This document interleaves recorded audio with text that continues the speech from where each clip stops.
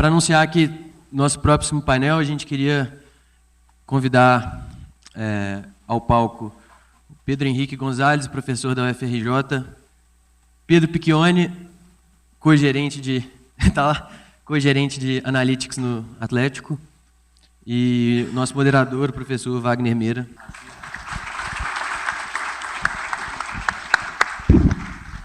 É a primeira vez que eu falo aqui, então bem-vindos ao FMG, embora já estejamos no fim. Tá? A ideia desse painel é exatamente trazer uma discussão que vem muito da motivação desse evento, né? Ou seja, originalmente a gente tem uma questão da indústria de esporte, que a gente viu vários exemplos hoje aqui, que é uma indústria muito pujante, uma indústria crescente, uma indústria que tem aumentado a cada dia. E, por outro lado, existe uma pergunta da academia sobre o que fazer... Meu Deus, o que aconteceu?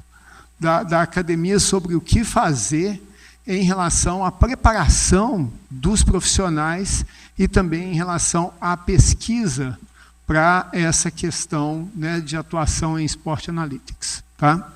Então, hoje aqui a gente trouxe, né, dois especialistas no assunto, tanto da indústria quanto da academia, e a provocação que nós fizemos para ele foi como que a gente reduz essa distância e aproxima esses esforços. Tá?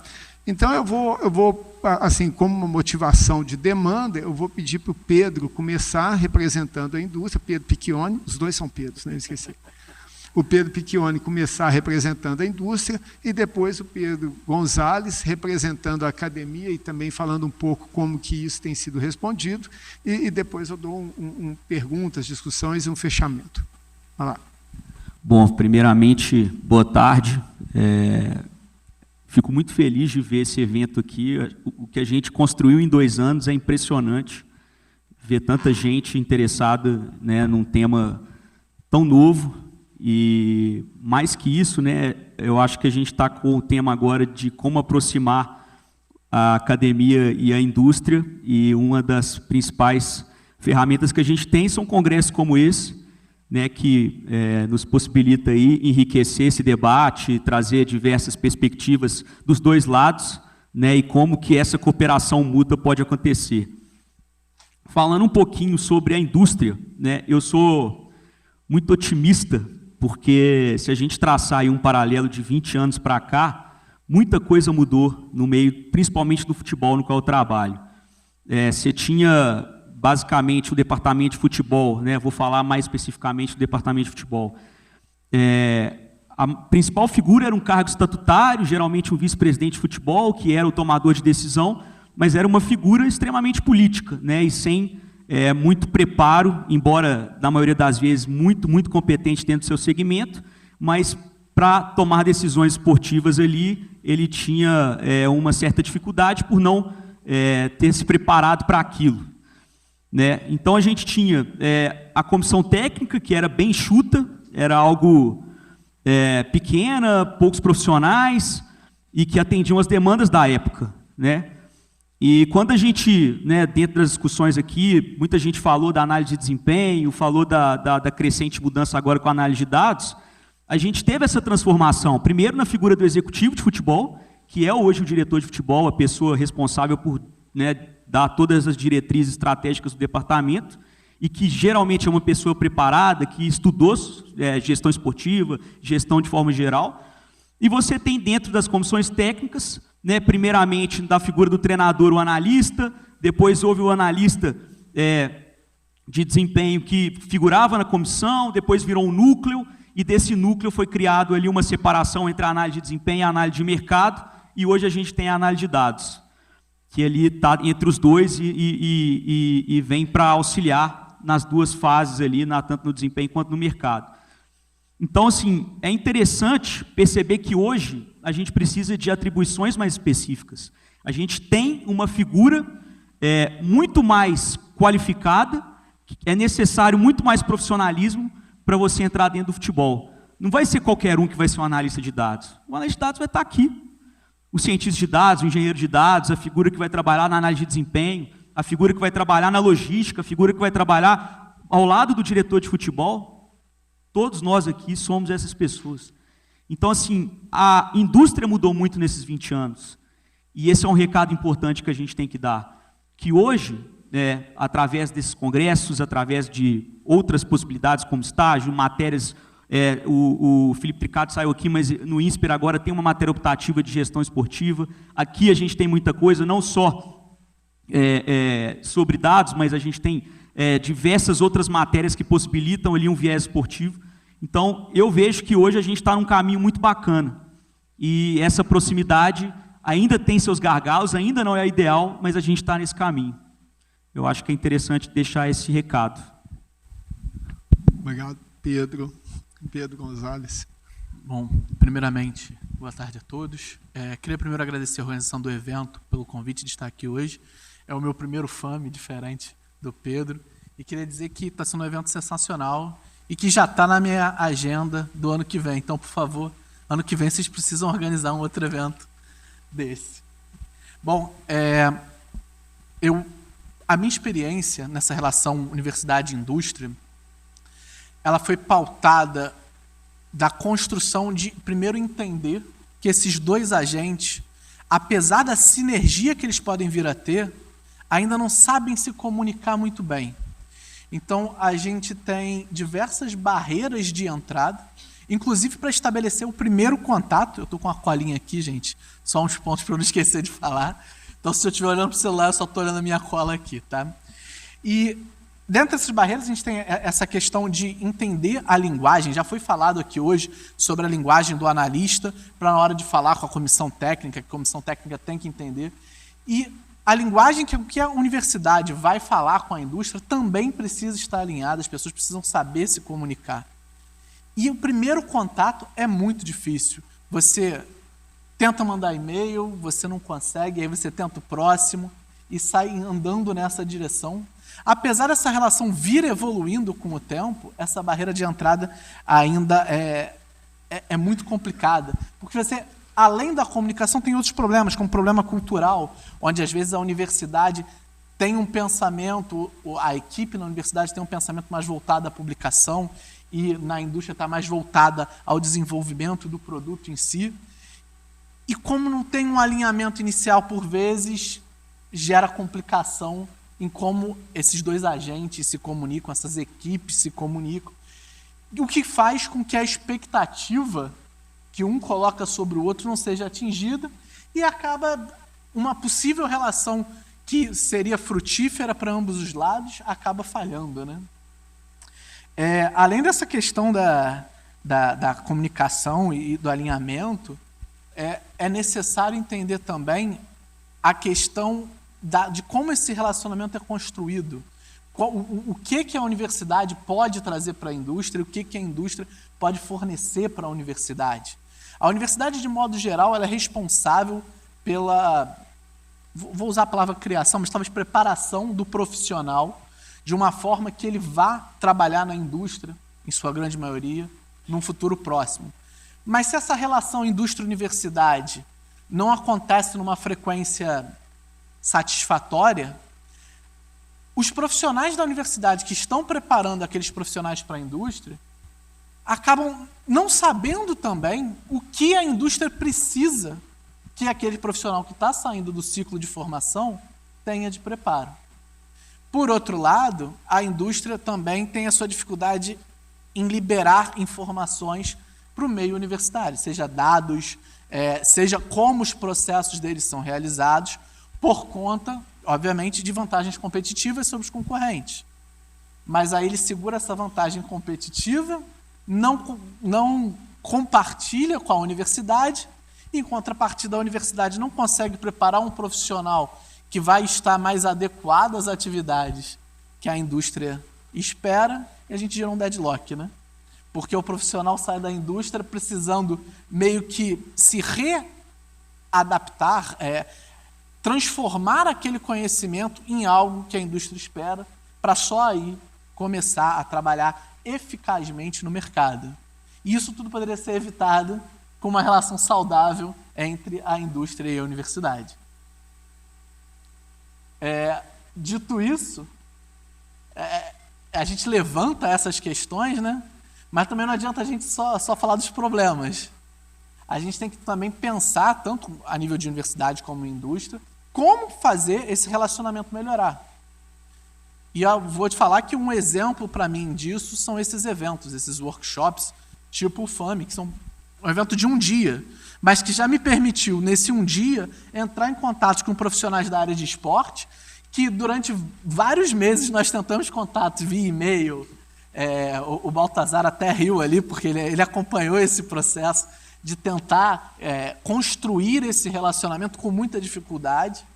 E a gente conseguiu estabelecer pontes e conexões aqui que em 6 meses a 1 ano de trabalho a gente não tinha conseguido. Então, mais uma vez, agradeço a essa oportunidade que o FAME está criando da gente construir essa relação, que seja uma relação de longo prazo, com os membros ativos da indústria do futebol. Obrigado. Ótimo, obrigado, gente. Então, tem uma observação que me chamou muito a atenção hoje, que é a seguinte: quando a gente compara o evento do ano passado com o desse ano, ou seja, eu não sou uma pessoa que estou completamente envolvido com o Sport Analytics, a gente vê que tem havido já uma evolução muito rápida, né? Então, uma coisa que chegou muito forte esse ano aqui no evento foram plataformas. A gente teve 2 palestras, pelo menos de plataformas, né? De empresas criando plataformas para alcançar os clubes, etc. Tá? E, ao mesmo tempo, a gente viu também, dentro dessas plataformas e dentro dessas possibilidades, uma evolução palpável do ponto de vista de dados, né? Então, do tipo de dados que a gente pode ter, né? Quando a gente vê, por exemplo, o pessoal falando de dados de tracking, etc., aí até essa última palestra do Sérgio Fonseca, que entra num detalhe excruciante da avaliação de lesões e da preparação física dos atletas. Então, a gente observa que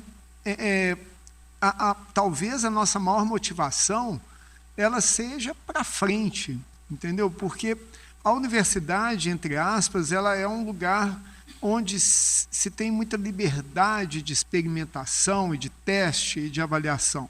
E, por outro lado, a indústria, os clubes em particular, foram bombardeados hoje aqui, né?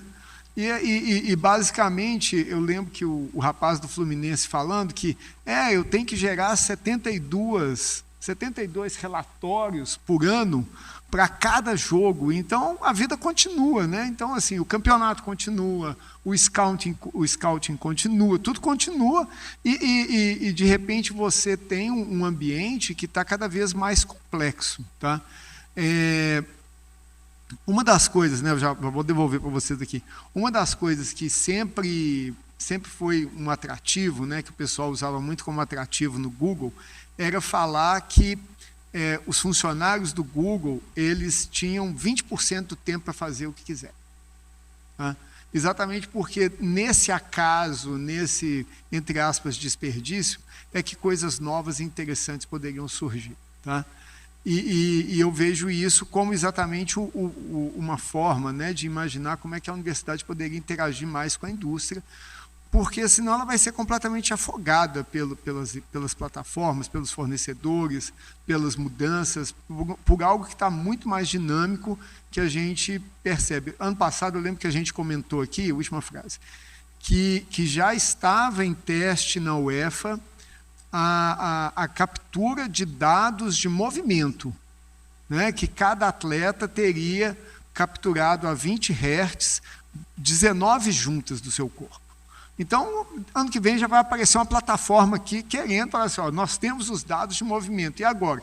Só que todos nós assim estamos lá atrás ainda, sem sequer imaginar que tipo de análise, que tipo de modelo, que tipo de coisa que pode ser feita em relação a isso.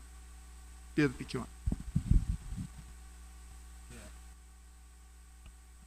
Isso é muito interessante, porque se a gente for ver o universo, né, principalmente do Sports Analytics, ainda a gente tem alguns clubes com muito poder aquisitivo e muita ferramenta, muita coisa fechado ali. Eles o Liverpool mesmo, que é talvez uma das maiores referências, você não sabe nem o que os caras estão fazendo eles não palestram, eles não mostram nenhum tipo de ferramenta, nenhum tipo de trabalho que eles fazem. E você tem os outros querendo ali ganhar espaço, mas também com esse gap de eu trabalho num determinado nível e o outro nível eu não tenho condição porque eu não tenho recurso para poder trabalhar. E nesse mar ali a gente tem uma enormidade de coisas para se fazer. E eu acho que dentro dessa estrutura que entra muito a academia. Porque a gente viu hoje alguns trabalhos aqui que eu acredito que em muitos clubes seria interessantíssimo. A gente conseguiria teria um alcance de ferramentas, de informação, de dados muito maior se a gente tivesse essa colaboração que hoje a gente tenta fazer de uma forma muito sólida com o FMG, se todos os clubes pensassem da mesma forma. E é muito interessante como que a gente é só um grãozinho ali dentro de todo esse ecossistema do Sports Analytics. E esse é o ponto, esse é o desafio, né? Como a gente poderia, né, dentro do nossa limitação de recurso, a nossa limitação de capital humano, a nossa limitação de ferramentas, conseguir navegar nessa complexidade que oferece toda essa parte de Sports Analytics. Pedro Gonzalez.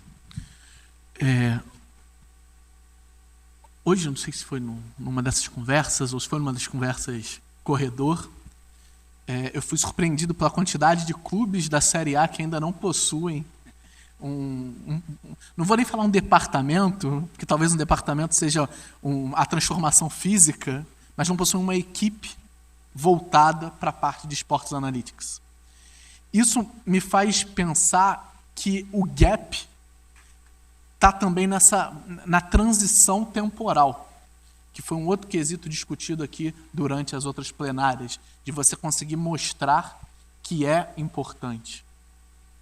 Na universidade, a gente consegue enxergar a importância, a gente consegue enxergar como o processo criativo é importante no desenvolvimento das técnicas e tecnologias que vão ser aplicadas na prática, seja na parte de scouting, seja na parte comercial. E a gente não entende 100% como o negócio funciona. Isso é uma dificuldade, porque por mais que eu acredito que todo mundo aqui seja fã de futebol e assista ao jogo, pouquíssimo vai ser o percentual de pessoas que entendem o negócio. E aí, como é que a gente vai pensar em técnicas e metodologias para ajudar num negócio que a gente não entende? Se a gente conseguir que os clubes expliquem o seu negócio, repara que a gente não está falando de disponibilização de recursos, que a gente não necessariamente está falando da disponibilização de dados, apesar de que eu gostaria muito que vocês disponibilizassem os dados para a gente conseguir fazer uma coisa mais direcionada. Mas se a gente conseguisse entender o negócio de cada time, entender o contexto, que foi outra coisa falada hoje, o contexto de cada time, para entender o processo de negócio de cada time, eu acho que a gente já estaria dando um passo bem significante na direção de colaboração. Beleza, obrigado. Gente, vamos abrir um pouquinho para perguntas da audiência. Ninguém tem pergunta? Todo mundo já sabe tudo? Fala.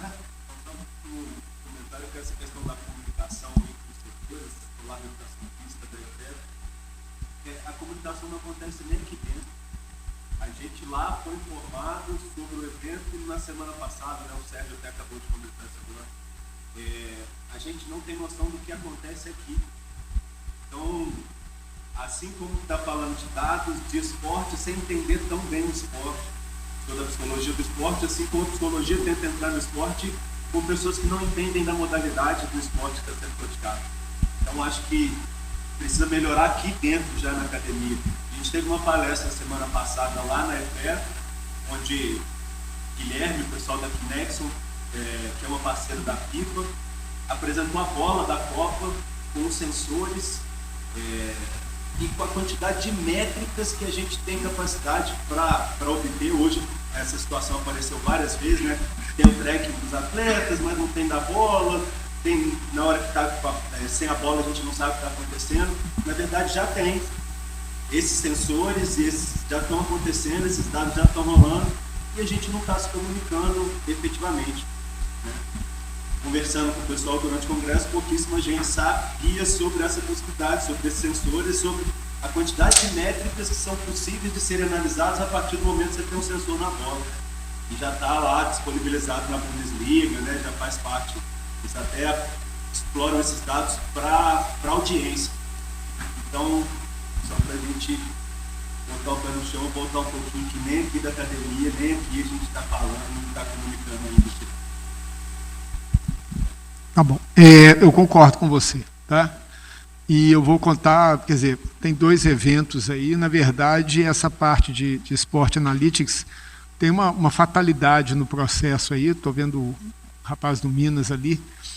Nos idos de 2019, a gente andou circulando pela universidade toda.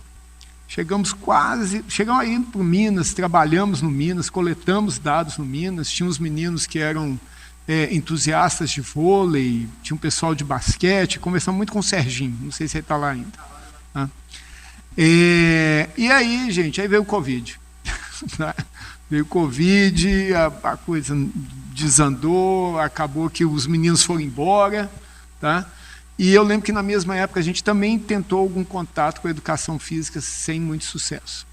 Né? Eu lembro que eu conversei acho que com o próprio diretor à época e com o diretor daquele centro ali do lado do céu, da piscina suspensa lá. Né? E aí, bom, eu acho que nunca é tarde. Né? E eu concordo plenamente, eu acho que vem muito da mesma coisa que a gente está falando aqui, da academia e da indústria, eu acho que vem muito da correria do dia a dia. Né?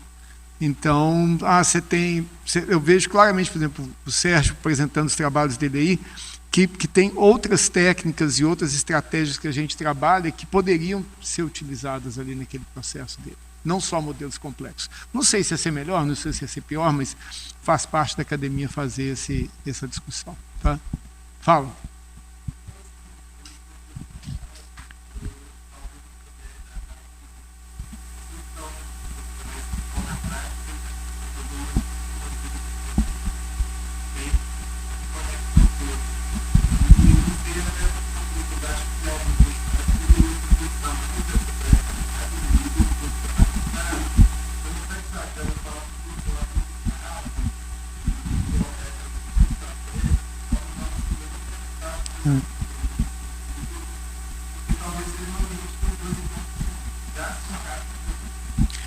Aqui, quer dizer, pelo menos da nossa parte, tá? Vou passar para eles aqui, daqui a pouco a gente tem que começar a fechar já. Da nossa parte, a gente tomou essa decisão, né?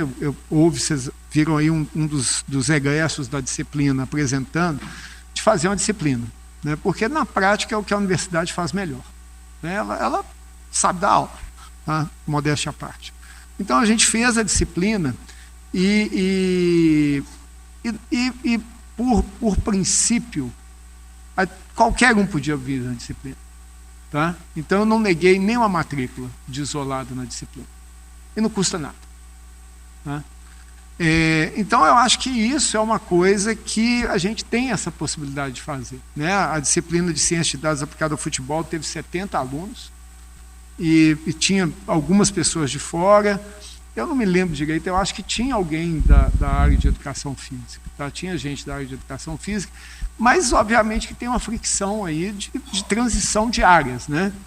Eu brinco sempre que os meninos nossos são meio desumanos, tal, meio exatos demais, mas isso faz parte, porque você tem que compor aquilo na construção. Tá? Mas obrigado pela... Eu não sei, eu vi até alguém com a camisa de CBF Academy aí, mas eu não tenho a menor ideia de como funciona. Tá? Eu sei assim, uma história mais ou menos, assim, como iniciou, e foi com o pessoal da PUC, aqui de Minas Gerais. Eles criaram um curso que depois foi chancelado pela CBF e posteriormente virou um curso paralelo da própria CBF. Mas assim, pensando pelo lado da indústria, se eu for pegar o meu início, eu trabalho com futebol, deve ter uns 8, 9 anos. eu tinha muito mais dificuldade em encontrar alguma coisa. Primeiro, porque literatura aqui é muito difícil, tem pouca coisa. E segundo, que os cursos eram muito escassos. Então, a única possibilidade que eu tinha era fazer um curso fora, né? E foi isso que eu fui fazer. E hoje não, você já tem várias coisas, a gente ainda tem muito o que percorrer para a gente ter realmente cursos melhores e que qualificam mais o profissional, mas eu acho que já é o início. Assim. Hoje, se você procurar, você tem muita coisa, né? E cabe a você decidir ali o que vai te acrescentar, o que vai agregar no seu trabalho. Pedro, Como... se quiser também já dar um fecho aí, que eu estou de olho no reloginho. Como foi falado, né? A gente na universidade a gente sabe dar aula, né? É uma coisa que a gente está acostumado. E a gente está um passo atrás lá no UFRJ do que está acontecendo aqui no UFMG. A gente, inspirado em vocês, inclusive, vai fazer um curso semestre que vem baseado no Socomatics, com o mesmo intuito de agregar pessoas, trazer pessoas da educação física. O material nosso é todo aberto. Exatamente. É todo traduzido e todo aberto. É isso, vai ser ofertado como uma disciplina livre, onde qualquer pessoa poderá se inscrever e fazer. E, assim, para fechar, essa questão da integração é importante. E nem sempre a gente está preocupado, na verdade, na grande maioria das vezes, a gente não está tão preocupado assim com o ganho financeiro, principalmente na universidade. Então, a gente é curioso e gosta de ser desafiado. A gente tem alunos que são curiosos e gostam de ser desafiados. Então, eu vou fazer um pedido para o pessoal da indústria que está aqui, tragam desafios para a gente, mesmo que seja uma pequena parte do desafio que vocês precisam resolver e que não vai necessariamente ser o responsável pela vantagem competitiva, mas vamos começar com coisas pequenas que não entreguem tanto o trabalho de vocês por ficar aberto, mas vamos tentar trabalhar junto, vamos tentar expandir essa área que está em crescimento, tentar trazer pessoas para trabalhar nessa área que está em crescimento e transformar o futebol, que já é uma paixão nacional, em uma paixão acadêmica também. Obrigado. Obrigado. O Rodrigo tem a observar.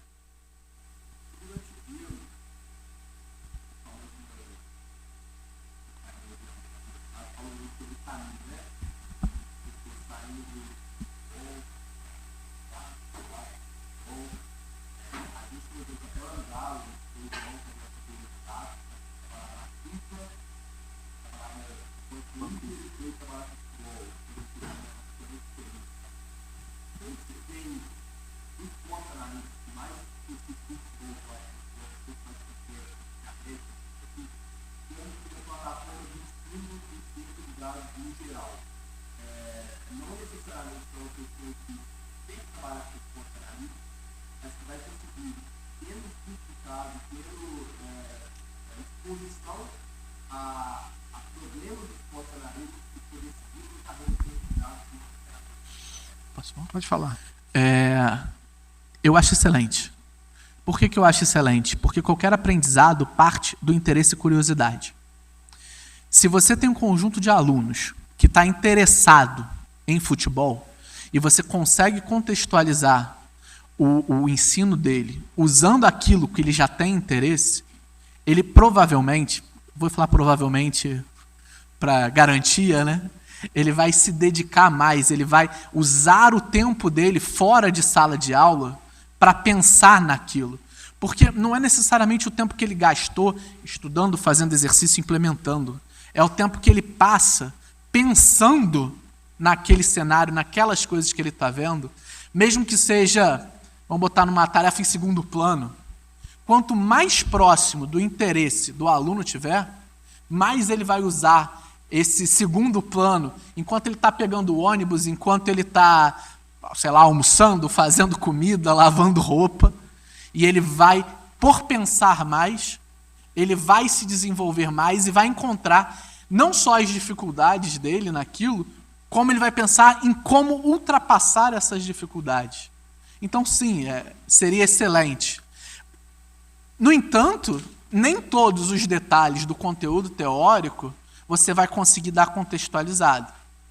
Então, assim, apesar de ser excelente, algumas coisas vão precisar sair daquele contexto específico, mas não tira validade nenhuma de você fazer um curso utilizando essa roupagem, por assim dizer, para conseguir essa atuação fora de sala de aula a nível de pensamento e desenvolvimento dos conceitos, para ele internalizar e transformar o conteúdo que está sendo ministrado, que está sendo passado, em algo que é realmente dele. E esse processo de transformação só vai acontecer se ele estiver interessado no conteúdo. Eu vou acrescentar uma coisa. Matheus, passa o slide.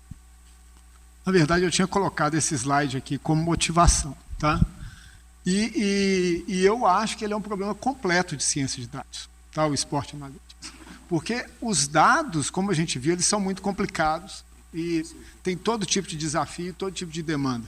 A questão de modelagem, você tem toda sorte de modelagem também aparecendo ali, tá? E diversas aplicações. Mas, do ponto de vista de ciência de dados, eu acho que tem dois aspectos que são fundamentais na formação do cientista de dados e que eles aparecem com muita força aqui. Qual que é o primeiro aspecto? É violar a sua intuição. Isso é o exercício mais doloroso do cientista de dados. Você, como todo brasileiro, você é um especialista em futebol. E aí, de repente, os dados mostram o contrário. E aí?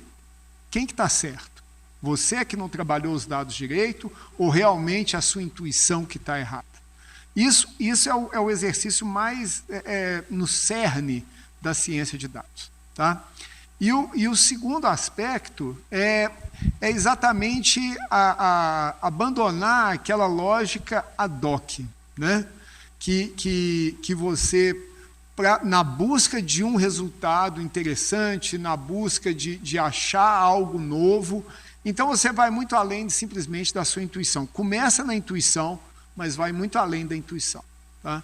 Então, assim, dentro de uma disciplina, obviamente, o que a gente consegue exercitar é pouco, mas já tem resultados muito interessantes. Então, por isso que eu acredito muito nessa disciplina de ciência de dados aplicada ao futebol, e, eventualmente, a gente pode até pensar em outras que exercitem outras dimensões da ciência do esporte, etc. Porque, no fim, a gente está falando ou da gente ou de algo que a gente gosta. Porque a gente vê todo mundo como especialista de futebol, isso é comum, né? São 200 milhões de técnicos. Só que a gente está no FMG e tem uma academia de futebol. A gente está lá estudando um monte de artigos, fazendo ciência do futebol muito profundo. A gente tem um tantão para acrescentar. A gente não quer só fazer parte como convidado, a gente quer elaborar e tal. Vou provocar no próximo slide. Alguma observação para encerrar? Não? Não? Então tá bom. Passa o próximo aí, Matheus. Bom, então, ou seja, a gente já tem esse trabalho em termos de pesquisas, em termos de repositório. A gente vai ofertar a disciplina de novo e por ser uma disciplina optativa e flexível, eu acho que qualquer contribuição é muito bem-vinda. Tá? A gente pode conversar e já discutir imediatamente isso. E os alunos das áreas afins são, né, muito, muito bem-vindos. Hoje me procurou um menino da administração. Tá? Então, eu acho que a ideia é ter uma visão multidisciplinar. Tá? FEM 2024, sim, vai ter, né, porque, pelo menos, a gente tenta melhorar o coffee break ano que vem, né, pelo menos isso. E tem uma notícia que eu acho que é muito interessante em nível de UFMG, é que tem um novo curso. Tá? Então, o curso de bacharelado em ciência de dados, ele está no próximo SISU, tá? E ele tem toda uma possibilidade de criar interfaces. E, por coincidência ou não, eu sou o coordenador. Tá? Então, gente, eu queria agradecer, né, mais uma vez, fala, pois não. Só fazer, não sei se vai à vontade, mas é que eu só queria saber da parte acadêmica, também tanto quanto os profissionais que hoje estabelecem futebol. Qual que é a relação que vocês veem hoje com as apostas esportivas, por exemplo, já utiliza dados há muitos anos, e o futebol hoje o futebol está utilizando dados, vários clubes na Série A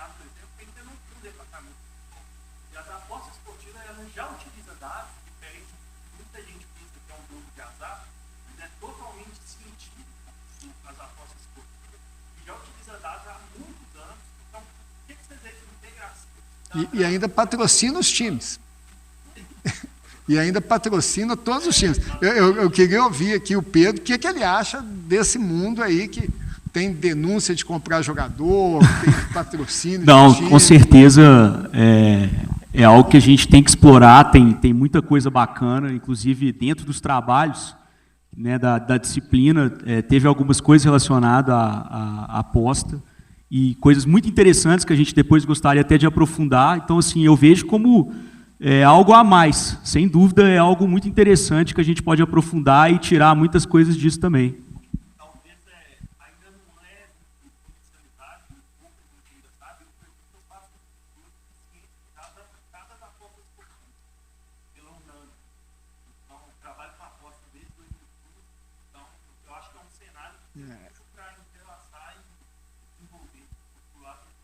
Sem dúvida. Ok, beleza? Gente, então, muito obrigado, né? Lembrando, ainda tem o último vídeo aí, mas esperamos vocês para o FEM 2024, tá?